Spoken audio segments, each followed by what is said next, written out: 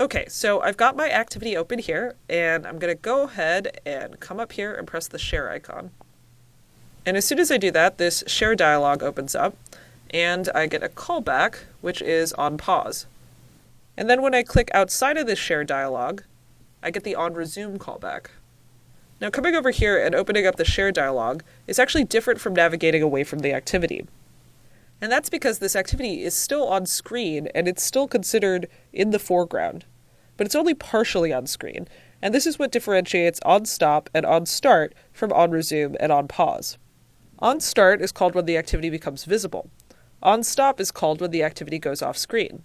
In fact, I can mark this part of the diagram as the visible life cycle of my activity.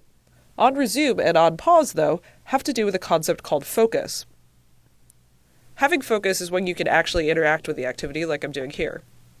On resume is called when the activity has focus, and on pause is called when the activity loses focus, like it does when this dialog pops up.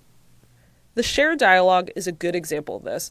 I can see my activity here, but it doesn't have focus and I can't interact with it. It's this share window right now that actually has the focus, but that's not part of my activity. So I could say that this part of the life cycle is the interactive life cycle of my activity. This is when I can actually do something to the activity.